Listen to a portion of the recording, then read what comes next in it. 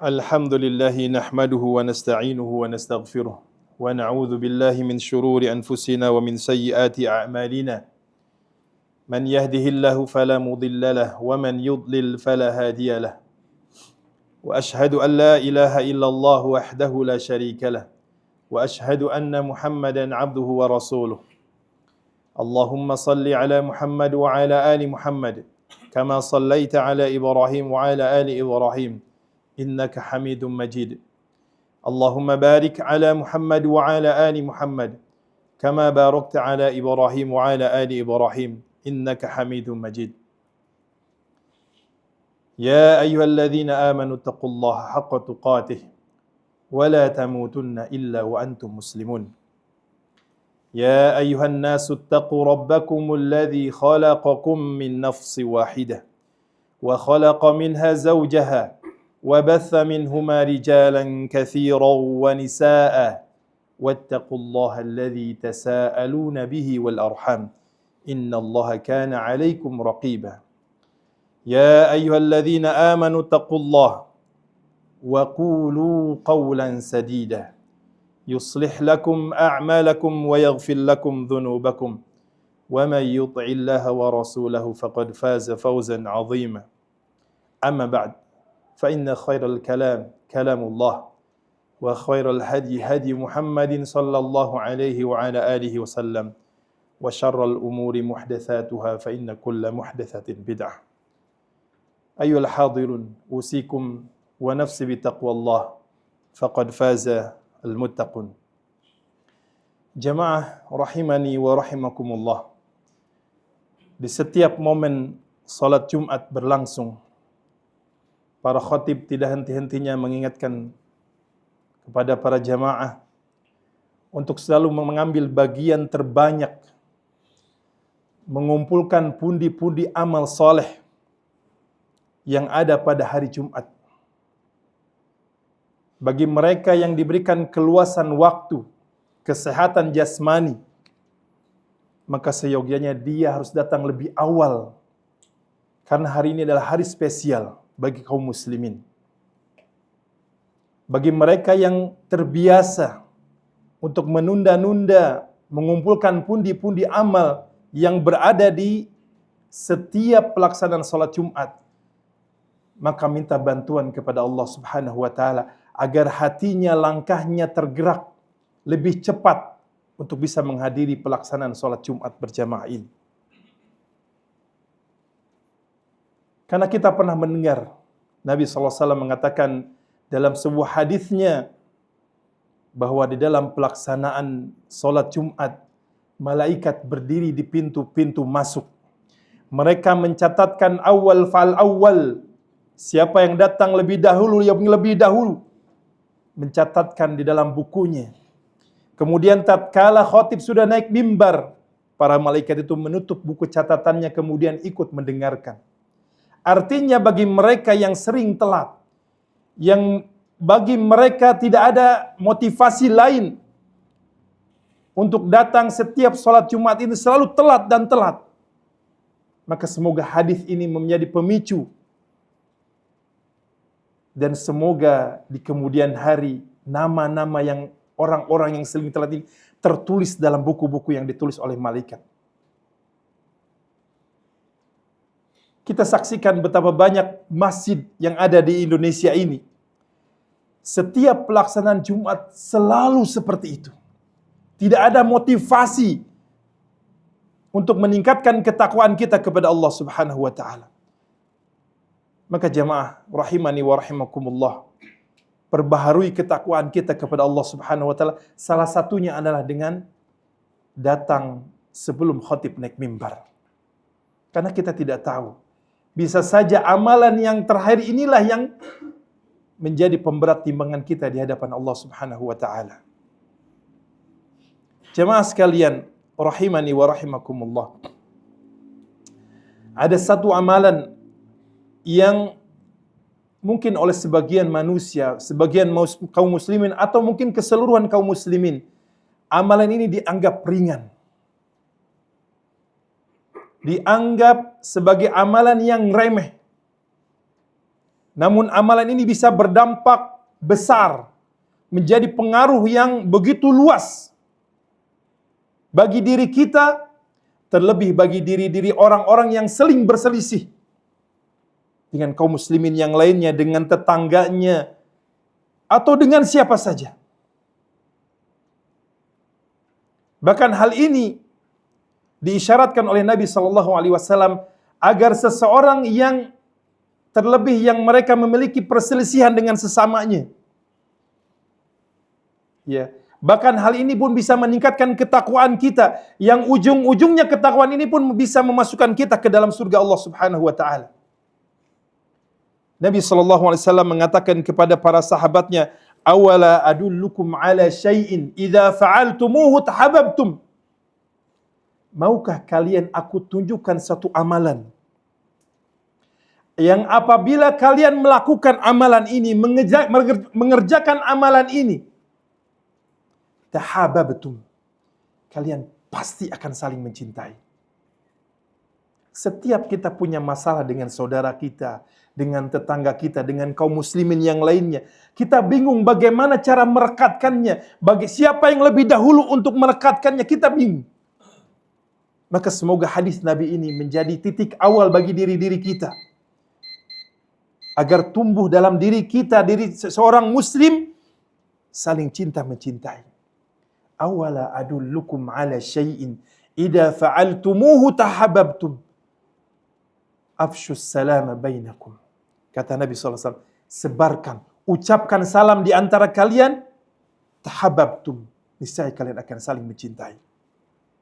Jemaah, khatib pribadi pernah mengalami dahsyatnya ucapan salam ini kepada orang-orang yang berselisih. Mungkin kurang lebih 1 atau sampai 2 bulan khatib bermasalah dengan seseorang, lalu teringatkan dengan hadis Nabi ini. Maka setiap bertemu kita ucapkan salam, salam, salam, sampai pada ujungnya Allah Subhanahu wa taala memberikan hidayah kepada diriku dan kepada diri orang lain tersebut untuk saling mengucapkan salam. Ini artinya apa yang Nabi SAW ucapkan kepada kita, yang Nabi SAW sampaikan kepada kita, benar adanya. Maka jamaah, ketika memiliki masalah dengan siapapun, maka mulailah sapa dengan ucapan salam oleh diri-diri kita. Terlebih diri kita seorang muslim, terlebih diri kita seorang yang dikatakan sering mengaji, kepada para ulama, kepada para ustadz. Maka kita lebih mendahulukan diri kita, menurunkan ego kita, mengucapkan salam kepada saudara-saudara kita. Kaum muslimin rahimani wa rahimakumullah, afshus salama bainakum tahabu. Sebarkan salam di antara kalian, niscaya kalian akan saling mencintai. Ini keluar dari lisan Nabi, teladan kita, keluar dari wahyu Allah Subhanahu wa taala, dan ini pasti benar adanya. Bahkan di hadis lain Nabi SAW mengatakan, afshus salama taslamu. Sebarkan salam di antara kalian, niscaya kalian akan selamat. Bukankah kandungan salam itu ada doa keselamatan bagi saudara-saudara kita? Afshus salama taslamu.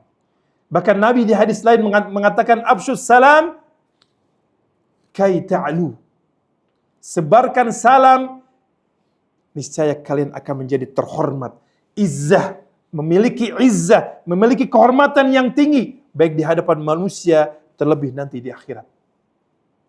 Maka jangan anggap sepele kalimat ini. Ya, bahkan praktiknya para sahabat, ketika dia bertemu, dia mengucapkan salam, kemudian dia terpisahkan oleh tembok, kemudian dia bertemu lagi, dia mengucapkan salam kembali kepada temannya. Padahal tembok mungkin tidak panjang, tidak 1 meter atau berapa meter.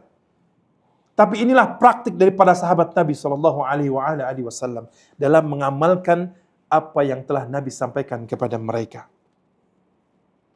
Bahkan Nabi SAW mengatakan, sepelit-pelit orang adalah orang yang pelit dalam mengucapkan salam. Nabi SAW mengatakan, abkhalun nas man bakhila bis salam. Sepelit-pelit orang adalah orang yang tidak mau mengucapkan salam, padahal dia bertemu dengan saudaranya, padahal dia bertemu dengan seorang muslim, tapi dia kaku untuk mengucapkan salam kepada saudaranya. Seolah-olah ada penghalang dalam hatinya bahwa orang ini tidak layak untuk diberikan salam. Wal'iyadzubillah. Jemaah sekalian, rahimani wa rahimakumullah. Bahkan ada sahabat yang bertanya kepada Nabi SAW terkait Islam yang bagaimanakah yang paling baik. Nanya kepada Nabi SAW, Islam yang seperti apa sih yang harus saya amalkan, yang itu adalah baik bagi diri saya? Maka kata Nabi SAW, tut'imut ta'am, memberi makan orang yang membutuhkan. Kemudian, wa taqra'us salam ala man arafta wa ala man lam ta'rif. Bahkan di sini ditegaskan bahwa menyebarkan salam, mengucapkan salam bukan kepada orang-orang yang kita kenal, bukan kepada teman-teman yang sering duduk dengan kita, sering bermajelis dengan kita, tetapi kepada mereka yang kita pun tidak mengenali. Makanya kalau kita baca di media digital, bagaimana seorang Buya Hamka ketika turun dari pesawat, dia mengucapkan salam karena dia mengerti, dia tahu di antara mereka ada seorang muslim yang bisa menjawab salam-salamnya dia. Maka tidak ada salahnya ketika kita naik angkot, naik bis, ke pertokoan, ke warung, ucapkan salam. Niscaya kalian akan saling mencintai. Jemaah rahimani wa rahimakumullah. Semoga Allah Subhanahu wa taala mengaruniakan pada kita keringanan untuk mengucapkan salam kepada saudara kita, terlebih kepada saudara-saudara yang sering berselisih dengan diri-diri kita. Barakallahu li wa lakum. Alhamdulillahi hamdan katsiran thayyiban mubarakan fih kama yuhibbu rabbuna wa yardah. Wa ashhadu an la ilaha illallah wahdahu la syarika lah. Wa ashhadu anna Muhammadan abduhu wa rasuluh. Allahumma salli wa sallim wa barik ala Muhammadin wa ala alihi wa sahbihi ajma'in. Amma ba'd. Jemaah sekalian, Nabi sallallahu alaihi wasallam memerintahkan kita untuk mengamalkan amalan yang ringan ini sebagai bentuk persaudaraan kita dengan sesama kita, sebagai bentuk mempererat hubungan kita dengan saudara kita. Bahkan Nabi bukan hanya memerintahkan untuk menyebarkan salam, tetapi Nabi memberikan cara-caranya siapa yang harus lebih dahulu mengucapkan salam. Siapa yang hendaknya mengucapkan salam terlebih dahulu. Apakah seorang anak kecil kepada orang dewasa, atau sebaliknya, atau siapa? Maka di hadis Nabi SAW dari Abu Hurairah, beliau menyampaikan bahwa Nabi SAW mengatakan, liyusallimus saghir 'alal kabir. Ini yang pertama. Bahwa hendaklah yang mengucapkan salam terlebih dahulu adalah mereka yang usianya lebih di bawah kepada orang yang usianya lebih tinggi dari dia. Anak kecil kepada orang dewasa. Ini yang dituntunkan oleh syariat. Maka anak kecil ketika bertemu dengan orang dewasa atau yang usianya lebih rendah daripada yang lainnya, dialah yang seharusnya mengucapkan salam terlebih dahulu kepada yang lainnya. Kita sebagai umur yang 40 tahun atau 30 tahun bertemu dengan orang tua yang sudah renta, 50 tahun, 60 tahun, maka kitalah yang pertama kali mengucapkan salam kepada dirinya. Kemudian yang kedua, Nabi SAW mengatakan, wal maru 'alal qa'id. Siapa yang berhak mengucapkan salam terlebih dahulu adalah orang yang berjalan dan dia melewati orang yang sedang duduk.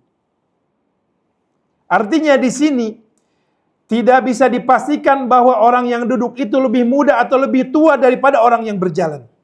Artinya kaidahnya orang yang berjalan dialah yang seharusnya lebih dahulu mengucapkan salam kepada orang yang duduk. Kemudian yang kedua kata Nabi SAW, al-qalilu 'alal kabir. Ketika dua kelompok bertemu di jalanan, yang satu kelompoknya qalil, sedikit, sementara yang satu lagi ada kabir, banyak, maka syariat mengatakan kepada kita al-qalilu 'alal kabir. Orang yang kelompoknya sedikit memberi salam kepada orang yang kelompoknya besar. Ini aturan syariat yang harus kita amalkan sehingga tumbuh dalam diri kita rasa saling cinta mencintai. Kemudian yang terakhir kata Nabi SAW, warraqibu 'alal mashi. orang-orang yang naik kendaraan, apakah itu tunggangan hewan, hewan tunggangan, atau motor, atau mobil, maka dia yang dianjurkan lebih dahulu mengucapkan salam kepada orang yang berjalan kaki. Jemaah sekalian, itulah aturan-aturan dari Allah Subhanahu wa taala yang disampaikan melalui lisan Nabi sallallahu alaihi wasallam, yang kecil kepada yang besar, kemudian yang berjalan kepada yang duduk, kemudian yang kelompok kecil kepada yang kelompok besar, dan juga yang naik kendaraan kepada mereka yang berjalan kaki. Maka dari itu, kaum muslimin rahimani wa rahimakumullah, semoga Allah Subhanahu wa taala mengaruniakan kepada kita, ya sekali lagi, keringanan untuk mengucapkan salam kepada saudara kita. Terlebih ketika kita memiliki masalah dengan seseorang. Dan semoga Allah Subhanahu wa taala mengistiqomahkan kita mengamalkan ini, dan semoga Allah Subhanahu wa taala mempertemukan kita di surga Allah Subhanahu wa taala. Wa sallallahu ala nabiyyina Muhammadin wa ala alihi wa sahbihi ajma'in. Allahumma ighfir lil muslimina wal muslimat wal mu'minina wal mu'minat al ahya'i minhum wal amwat. Rabbana taqabbal minna innaka antas sami'ul alim wa tub 'alaina innaka antat tawwabur rahim. Rabbana atina fid dunya hasanah wa fil akhirati hasanah wa qina 'adzaban nar. Allahumma ansur ikhwanal muslimina fi Sudan wa Filistin. Allahumma aslih umura ahlina fi Sumatra wa fi kulli makan. Allahumma ansurhum, Allahumma ansurhum. Wa sallallahu ala nabiyyina Muhammadin wa ala alihi wa sahbihi ajma'in. Wa akhiru da'wana alhamdulillahi rabbil alamin. Aqimus salat.